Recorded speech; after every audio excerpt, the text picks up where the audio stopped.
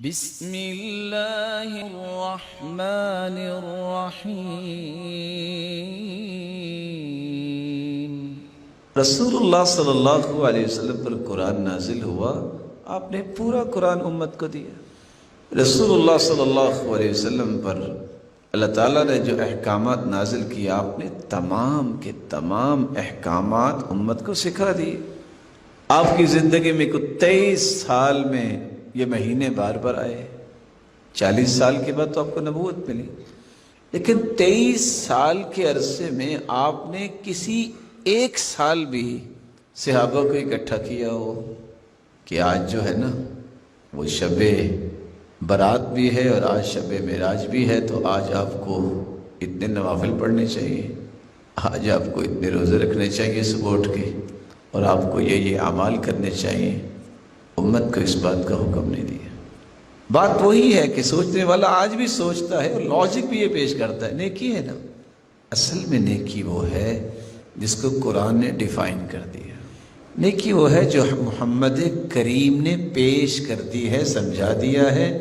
جس کا تذکرہ قرآن و حدیث میں نہیں ہے وہ نیکی نہیں بن سکتی، کیونکہ نیکی کا معیار اور پیمانہ ہی دو چیزیں ہیں۔ ترکت فیکم امرین لن تضلوا ما تمسکتم بہما کتاب اللہ و سنت رسولہ۔ لوگوں میں تمہیں دو چیزیں چھوڑ کے جا رہا ہوں، ایک اللہ کا قرآن ہے اور ایک اس کے رسول کی سنت ہے۔ جب تک ان دونوں چیزوں کو تھامے رکھو گے تم کبھی گمراہ نہیں ہوگے۔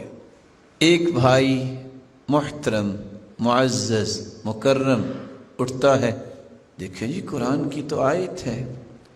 اللہ آپ کو سلامت رکھے میرے بھائی، یہ قرآن کی آیت کس پہ نازل ہوئی؟ محمد کریم پہ۔ سب سے پہلے کنہوں نے سنی؟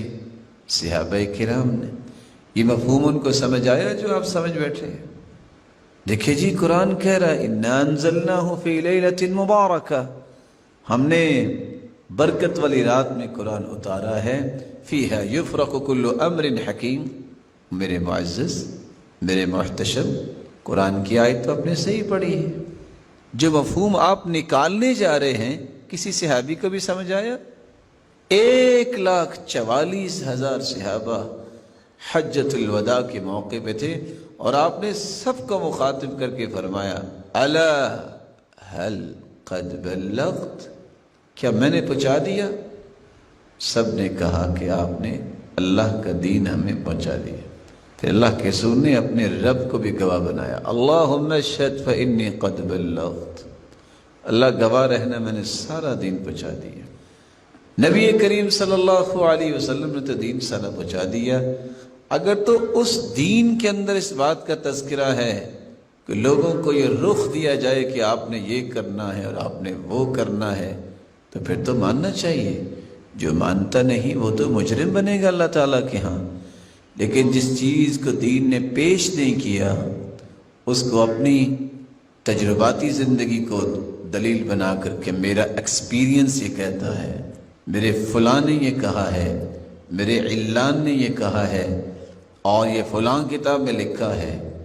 جس کتاب کا تذکرہ جو ہے کرتے وقت بھی سوچنا پڑتا ہے، اس کو کتاب حدیث کی کہیں، تاریخ کی کہیں، وجدان کی کہیں، حکمت کی کہیں، کیا کہیں، تو یہ ہمیشہ انسان اپنے آپ کو راہ راست سے دور رکھے گا جو قرآن و سنت سے اعراض کرتے ہوئے کسی اور چیز کو پیمانہ بناتا ہے۔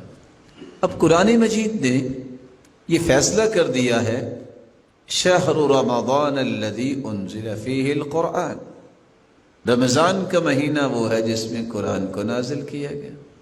انا انزلناہ فی لیلۃ القدر، ہم نے قرآن کو نازل کیا لیلۃ القدر میں۔ انا انزلناہ فی لیلۃ مبارکہ، ہم نے قرآن کو نازل کیا برکت والی رات میں۔ اب ان تینوں چیزوں کو جمع کیجیے۔ قرآن مجید لیلۃ القدر میں نازل ہوا جو برکت والی رات ہے، جو رمضان میں ہوتی ہے۔ لیلۃ القدر کس مہینے کی رات ہے؟ میں تھوڑا سا جواب چاہوں گا، کس مہینے کی رات؟ ہو سکتا ہے رجب میں آئے، شعبان میں آئے۔ یہ کتنی کامن سینس ہے کہ قرآن اللہ تعالیٰ نے لیلۃ القدر میں نازل کیا اور وہ برکت والی رات ہے اور وہ رمضان میں ہوتی ہے۔ وہاں اگر یہ مفہوم نکال لیا جائے کہ آج اللہ تعالیٰ جو ہے وہ اتریں گے، نزول فرمائیں گے، اور جو جاگرا ہوا اس کو برات مل جائے گی، گناہ معاف ہو جائیں گے۔ صحیح بخاری کی روایت ہے، ينزل ربنا تبارك وتعالى كل ليلة إلى السماء الدنيا حين يبقى ثلث الليل الآخر۔ اللہ ذوالجلال تو ہر رات جب تہائی حصہ رات کا رہ جاتا ہے آسمان دنیا کی طرف نزول فرماتے ہیں۔ صحیح بخاری کی روایت اور صحیح مسلم کی روایت بتا رہی ہے کہ اللہ ذوالجلال ہر رات نزول فرماتے ہیں، اور یہاں ایک رات کی بات کو لے کے بیٹھ جاتے ہیں۔ میں نے صرف اشارہ کرنا چاہا ہے، حدث ولا حرج، اس طرح کے اعمال، اس طرح کی کہانیاں، اس طرح کی من گھڑت قصے امت کے اندر عام ہو گئے، نہیں عام ہوئی تو سنت عام نہیں ہوئی۔ اور سچ کہا کرتے تھے شیخ البانی رحمۃ اللہ علیہ کہ جب آپ سنت کو زندہ کریں گے بدعات ختم ہوں گی، جب آپ بدعات کو زندہ کریں گے، ایک نئی چیز پیدا کریں گے، اس کا اثر ہمیشہ یہ ہوگا لوگ سنتوں سے اعراض کریں گے۔